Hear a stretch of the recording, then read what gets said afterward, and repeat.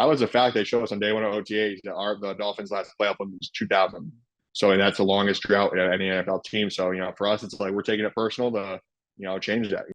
You're tuned in to the Ross Tucker Football Podcast, guiding your gridiron journey. None other than your host, former NFL lineman Ross Tucker. Oh yeah, it is.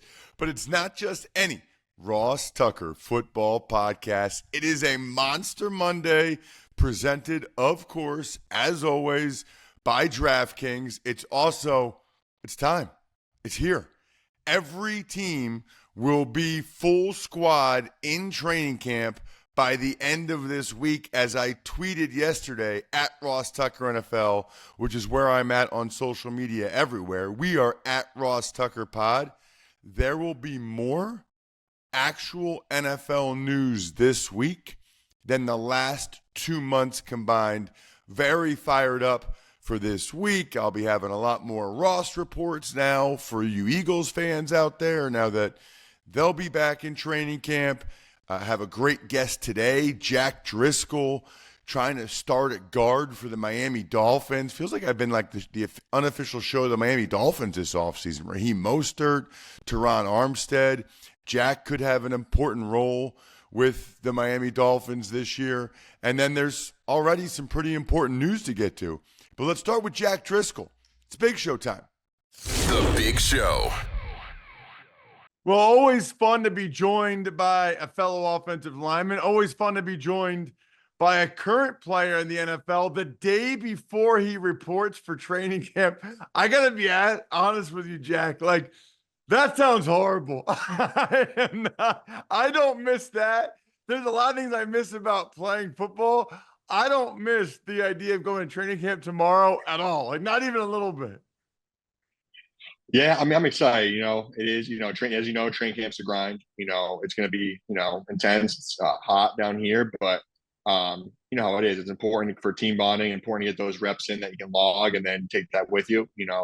For me, coming into a new system, OTAs helped a lot. Kind of starting to learn the technique, all that, learn all the nuances of the offense. And like I said, really looking forward to training camp to, really hone my craft and get ready to go for the season. Yeah, well, and that's the attitude you have to have. And interestingly, as much as I dreaded training camp, right? Because and by the way, you guys have it a lot easier than we did, but yeah, it's still the hardest part of the year. Mm-hmm. In a weird way, Jack. So I was always either competing for a starting spot or a roster spot. So the years when I knew I was going to be on the team, that's when I had a chance to start. When the years I didn't have a chance to start, that's when I was like, oh, I better make sure I'm on the team, right? And I actually wanted training camp to be as hard as possible because I actually thought that was like my advantage over the other guys, mentally and physically toughest. I don't know if that makes any sense or not. No, 100%. I mean, that's the camp. I feel like you got to look for the silver lining. Like you said, it's long days, it's long hours, it's hot down here, but yeah, camp is one of those times where, like you said, some guys are competing for a starting job. Some guys are just trying to, get a spot, on the roster, 53 minutes. Some guys are trying to get piece squad. So for everyone, it's like, everyone's playing for something different. I always think, and whatever it is, it's like, you got to put all the bull crap aside and just, grind, because it's going to be hard, but it's hard for everyone. It's hard for all the guys around the league. And yeah, to your point, it is nice we don't have 2 days anymore. I mean, you guys paved the lane for that one, but yeah, no, like you gotta make all the reps count. A lot of what they talk about OL Masterminds. We're down there too. Like, we're not getting a million full padded reps anymore because you're not having 2 or 3 practices a day. So the reps you get, you might only get a certain amount of reps. And as too, you're being evaluated on every single one. So you gotta make them count. And if you mess up, just next play mentality. That's actually a really good point. You don't get as many opportunities on some level as well. It was great finally getting a chance to meet you at the OL Masterminds event. I've done your preseason games for the Eagles since you've been in the NFL, and I do the pregame on the radio. So I've watched basically every snap you've played. Really interesting career. Correct me if I'm wrong, Jack, but didn't you surprisingly out of nowhere start the opener your rookie year first game and nobody knew it was coming? Am I making that up or is that true? No, that was true. That was true. That was yeah, it was pretty short notice on the first game on that. It was Washington 2020. And the thing with that year too is we didn't have preseason. So that was really like first NFL, first stage of the NFL. And it was weird too, not having any fans in the stands. But I mean, you know how it is too. Especially in that room we had in Philly was, every guy was expected to be, ready to go at all times. And, for me, I didn't want to let my teammates down. So, I always kind of think you prepare like you're the starter, no matter if you're the top guy in the depth chart, the bottom guy in practice squad, you know what I mean? It doesn't matter then, when your number does get called, you'll be ready to go. How did that? I don't remember like the exact. Obviously, there was injuries or something, but it was like when the inactives came out that people realized there was like a couple of you guys starting that kind of out of nowhere. And I guess because there was no preseason games and no reporters at training camp, nobody really knew that you guys that the offensive line had gotten banged up during camp. Right? Walk me through that again. Yeah, for sure. It was definitely weird because, like you said, there were no reporters. There was, it was really, like you said, it was the first NFL experience, so I didn't really know what to expect. And then obviously, now you go to training camp and there's a million reporters, there's a million, beat writers and all that stuff. But yeah, we had some injuries early on during camp, and it was kind of like, we weren't sure if guys were going to play. We had done scrimmages at camp, or it kind of replaced the preseason games. So I was kind of like, okay, there's a chance I could play. There's a chance I could start. So I went into it kind of thinking like, okay, well, let's see what happens during how it is too. Some guys are questionable. They go through pregame warmups and whatnot. So I said, well, ultimately, when they told me my number was being called, I was just like, okay, time to go. I got nothing going out there. I got nothing to lose, and go give my all. Wow, that is wild, man. I mean, you went from 2-star to UMass to starting an NFL game like quick. That was like a quick Yeah, transition. that was a welcome to the NFL moment right there. That was unbelievable. Fire. Yeah, unbelievable. So, I met you last week for the first time at OL Masterminds, and I think you said that that was your first time there as well. Just curious, your reasoning for going and kind of what you took from it. Yeah, I know, I trained at Lanes for a couple of years with, Gabe, his trainer and whatnot, and they'd always talked about it, and it kind of had not worked out with the dates. And then this year I was kind of like, you know what, like I really want to go. I'm in a new system. I think I could use any, tidbits for technique, all that kind of stuff. So I reached out, and, I was excited because I know Duke does a great job with all those guys down there and putting it on. I always see videos of it, and I'm always bummed I didn't go. So I'm like, this year we're making an effort to go, make a point to go, clear the schedule, and it worked out. And it was great. I don't know about you, but I feel like I took a lot from it. A lot of great players, a lot of great perspectives on it. And it was just cool to, talk to guys around the league and just, pick their brain. Hey, what were you thinking here? What are you thinking here? And, just kind of get a bunch of guys who are all on the same page in the same room. I think it's a great idea. I know like tight ends are doing it. I know there's the SAC Summit was the week before, so it's kind of a really cool concept that positions around the league are starting to do. My biggest takeaway from it, and I already knew this, Jack, but there's a lot of different ways to get it done. Mm-hmm. And I had 9 offensive line coaches during my NFL career, and I wish I was a good enough player or confident enough that I could have said to some of them like, this is how I have to do it. Like, this is how I want to do it. Because I'd be curious how things would have been different, if at all, right? I don't know. Maybe I would have been worse. 100%. I don't know. But when you have that many offensive line coaches, unless you're like a top half of the league starter, you really kind of got to do what the coach is asking you to do.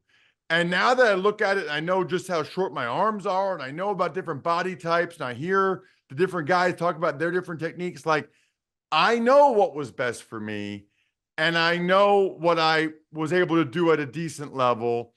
And I wish I would have just kept doing that and told the other offensive line coaches, like, Coach, I have so much respect for you and your techniques. I have 31-inch arms. I have to jump these guys. I have to. But when you're in your 20s and you're in that position, you're fighting for a job. To please that guy. Yeah, 100%. No, 100%. And that is, I think, definitely one thing I took away from it too, is there's more than one way to skin a cat. You know what I mean? I mean, there's, you look at guys who were presenting who had 30s, like being in Philly. I can't go do the same thing Jordan Mailata's doing. You know what I mean? He's got, 37-inch arms. He's 6'8", but that doesn't mean that I can't get the job done either. You know what I mean? Like you said, there's a bunch of different ways to do it. I think that was cool too, to hear all those different perspectives from guys who use different techniques and, played a long time in the league. I'm actually excited for you in Miami because I think it's a really good system for your skill set. You're athletic, you have good feet, you move well, you have a really good initial burst. I know Stout really likes the vertical set, and I think that works really well for Mailata and Lane. And obviously you did well with it as well. That would not have been me, man. Like I was a close the distance as soon as possible. Yeah. Jump set, get to him as soon as I can, because for me, with short arms and not weighing 340, the more time that guy had before we engaged, the speed to power was just a problem at that point. Sorry, I mean, that's like, they said too, that's basically, those guys are getting paid too. You know what I mean? They're getting paid, they're on contract too. So yeah, it is, you get guys, for us, shorter arms, to sit back. And then at guard, at tackle, you have a little bit of room to work with, because you're getting deep, but the quarterback's kind of, guard, it's right on top of you now. You got to be firm and you got to be stout, because ultimately if that quarterback's not taking a deep drop and you start getting bull rush, like you're right on his lap. And yeah, for sure. I'm excited to be Miami. Coach Barry's an awesome coach. It's been, it's great working with him during OTAs. And a lot more jump sets, a lot more aggressive, get on them. Like you said, cut the space, get on them quick and sit, and use the anchor. And yeah. So let's talk, Jack, about, you said you've been training the last couple of years with Lane. What's that like? Because I've seen that guy work out. I've seen what he looks like with his shirt off. Is it like inspiring, or is there ever any part of it that you're like, come on, dude? No, Lane's a beast. Like I said, I trained at his house with Gabe, and Lane was there on and off. But just anytime you work out with Lane, Lane's a freak of nature, and there's a reason why he's been so successful in the league for so long at a hard, vertical setting, and just, they were showing all the tape at the OL Masterminds, all the great pass rushers he's able to, really negate on a weekly basis. He's so strong, he's so athletic. And one thing with Lane, he's always taking care of his body. He's always strengthening, little muscles and all that. So it's, it's one of those things you're like, dang, you think you have a good set of squat, you're like, oh, you're feeling good. Yeah. Just put like, 455, 500 up, and then you just see Lane easily throw another plate on to start repping. You're like, dang, but it's good. You got to chase someone, you know what I mean? It's always good when you lift with people who are stronger than you, because you know how it is. It pushes you to be, elevate your, whatever it is you're doing, whether you're running, jumping, lifting, just, pushes you to elevate. Right. And remember this, there's a lot of people that would work out with you that you would be the Lane, right? Like it's all relative. It's all perspective. Yeah. Yeah. My workouts now are 12-ounce curls with Labatt blue lights with my friends and family, living life to the power of we, while Jack is kicking butt in training camp. Always enjoy responsibly beer, Labatt USA, Buffalo, New York. You went from UMass to Auburn. And this is no knock on UMass, but I just am curious, what was that like for you going from UMass to Auburn? Because obviously two very different football atmospheres. 100%. I really, my time at UMass, those are some of my best friends for life. Played a lot of football there. I was able to, I redshirted my first year, then graduated in 3 years. So I had 2 years eligibility left. And, I just, wanted to go test myself and try, to compete at the highest level I could. And, for me, that was playing the SEC. And I know Auburn was a place that, you're going to be playing the Alabamas, the LSUs, the Georgias, I just felt like it was, I wanted to go test, and compete. That's one thing. You hear a lot of guys talk this past week at OL Masterminds. It's all about competing. So for me, like I said, I was able to get my MBA from Auburn too, which was big. Auburn, the atmosphere is crazy. It's definitely, in the South, there's not, pro football up here is huge. Whether it's Patriots, Giants, Bills, Eagles, people are pretty diehard. Down south, they're not, but it's really revolves around college. Georgia, Bama, LSU, Ole Miss, Auburn. So it's cool to see that environment where really the whole college on Saturdays it shuts down and it is all Auburn football, and it was a lot of fun. Played with a lot of great players, got to play against a lot of great players on a weekly basis and daily basis in practice. So I'm telling you, it really helped me get ready for the next level. Yeah, that's so cool that you got that experience, number one. And number two, the fact that you made the point to graduate in 3 years and you get your MBA, man, you are absolutely doing it right. What talk to me about this Dolphins opportunity. What's it looking like for you? I know you signed a 1-year deal there. What are you weighing? What do they want you to weigh? I think people would be interested just to hear how it's different from team to team. Yeah, no, I mean, for me, just there's a couple opening spots. Just compete and see what happens. My thing is go in there, whatever they ask me to do the best of my ability, and let the cards fall how they fall. For me right now, I'm about 305. That was a thing for Philly. I was trying to always be on the heavier side, but Miami with kind of the scheme we run, and all that, they don't mind being a little bit lighter, which I feel like for me, to your point earlier, helps me a little. Definitely helps me a little. Not having to carry all that weight. So my top weight is around like 310. So I don't want to get too much above that. I don't want to get above that. And yeah, for me, I take pride in be versatile, being able to play multiple positions because, that's the key to sticking around the league because they only dress 7 or 8 guys in a game. So, if you do the math, someone's got to play more than one position. So, just go out there and, whatever I can do to help this team win, our goal playoff game, now we're the longest team.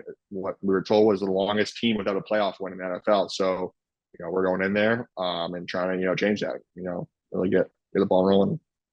Wow. Who said that to you? That's interesting. I would never have thought that. That was a fact they showed us on day one of OTAs that the Dolphins' last playoff win was 2000. And that's the longest drought in any NFL team. So, for us, it's like we're taking it personal to, change that. We want to be a team that, turns around and, gets the win, gets some wins in January and February. Wow, that's wild. I think you have a great chance to do that, of course. What would you say kind of overall about your time in Philly, Jack, and in particular, Coach Stoutland? Oh, Stout was great. I feel like Stout has helped me become such a much better player than I was coming out of college. Just being in the room with guys like Kelsey, Lane, Jason Peters, Brandon Brooks, Isaac Salmalu, Landon, Jordan, all those guys, and then Stout on top of it. I know that I wouldn't be the player I am today without them. And, the one thing is in that room, there's, just like in the room in Miami, there's a high standard and, it's your job to live up to it, and that was the one thing definitely, I would say one of the things I definitely took from Philly was being accountable. And like, again, when you're called on, you don't want to go in there and be the reason why you can't run certain things or why you're not winning the game or whatnot. So, Stout always did a great job of making sure we were all ready to go. Because you know how it is, especially in the O-line, guys are going down, guys get fallen on, and you just never know. So, Stout's, was great, and I'm really enjoying my time in Philly, and nothing but great things to say about the organization and the city itself. It's interesting because they usually, Jack, they try to, it seems like all those guys you just named are like monsters, right? like it seems like they try dudes. to, yeah. they try to draft like straight up monsters, or like Juergens or Kelsey, who are just like the fact that they drafted you in the 4th round, that says a lot about you, I feel like, because you're not a physical marvel like those other guys are. You are smart, athletic, tough. But I mean, they must have really liked you to take you in the 4th round without you having that one crazy physical characteristic, whatever it is. Yeah. And, to your point earlier is when you're in a room with those guys, you kind of got to look around and say, what's going to be how am I going to make it here? Because I'm not 6'7" with 38.5-inch arms and, a 7-foot wingspan. So what can I do that can make me hang around here? And, you learn from you take something from each guy, but for me, I think, part of the reason I was able to play was being versatile, being able to play multiple positions, kind of go in there with a screw it mindset. Whatever the team asks me to do, I'm going to go in there and do it to the best of my ability. That's one thing I've always believed in is to be, a successful football player. and team in general is just have those kind of selfless guys who will go in there. And is it going to be perfect all the time? No, but someone's got to do it. And yeah, I just kind of embraced every day, worked hard, competed, and yeah, just really tried to do my best and learn to, be, like I said, I don't have that one major attribute, but, be really good with my technique, be really good with my feet, my timing, all that stuff. You don't have to be the biggest and strongest to do that. Well, Jack, thank you so much for the time, man. I really appreciate it. I'm excited for you in Miami with this opportunity. You're still on a good team. They went to the playoffs last year, so it's not like you went to a bad team. There's no state income tax in Florida, which is always a nice thing as well. Yeah. I'm sure your new bride probably likes South Florida as well. So you got a lot of great things going on, man. And you will the rest of your career and after your career. Just the fact that you graduated in 3 years, got your MBA, like I would already bet on you in your post-football career, whatever it is, because you're just that type of person. Thank you so much for coming on the show, man. I really appreciate it. I appreciate you guys having me, for real. It means a lot. Tuck's Takes. All right, Ross. The Saints, they put Pro Bowl right tackle Ryan Ramczyk on the reserve PUP, which is ending his season before it even started, unfortunately. Right. I think this is significant enough, Jack. There might be other stuff that happens later in the week, but I'm still going to make this my Labatt take, presented by Labatt Blue Light, the pristine Canadian Pilsner. Enjoy your beers together so you can live life to the power of we. Always enjoy responsibly. Beer, Labatt USA, Buffalo, New York. There's two sides of this, right? Let's start with the Ryan Ramczyk side personally. Really disappointing, right? I mean, I think it would probably be an upset or a surprise if he ever comes back to play football again. You heard rumors of this back in March and April, and now in July, they're already ruling him out for the entire season. That does not sound good at all, obviously, about his knee, which is a real shame because it felt like he was on a path to have an amazing career and maybe be a guy that gets some Hall of Fame mention with the path he had been on until these knee issues, which stinks. Then for the Saints, boy, I mean, this is a major problem. You draft Fuaga in the first round. He's a right tackle. You move him to left. We'll see how that goes. It looks like they'll have Trevor Penning, the first-round pick from a few years ago at right tackle, who got benched last year. Both tackles are very much unproven, very much question marks, and that's extremely discomforting and concerning if you're a Saints fan going into a season. Sticking in New Orleans, they signed wide receiver kick returner Rashid Shaheed to a 1-year, $5.2 million extension. So that's interesting because, Shaheed was an undrafted free agent. So he signed a 2-year deal. So he was actually this offseason an exclusive rights free agent, which, by the way, I was at one point as well. So just because your contract expires after 2 years, if you only have 2 years of service, you're not really a free agent at all. Your team has your exclusive rights. And then even after this year, he would have been a restricted free agent in 2025. I think the Saints and his agent, Drew Rosenhaus, kind of did the right thing here and said, you know what, this guy is electric. This guy's a difference-making player. We love him. We don't want to pay him more really than we have to. What's the number for now? What would be the number for the restricted free agent tender? Let's give him that extension now and guarantee it and reward him a little bit without having to pay more than we otherwise would have. I thought that was a nice move by Mickey Loomis and the Saints.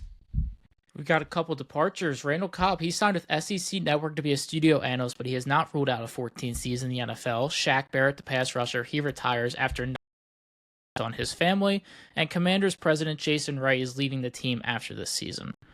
That's interesting. I didn't know if Josh Harris would keep Jason Wright or not, but he was a Dan Snyder guy. Harris wants to bring in his own guy to run the team, which is understandable.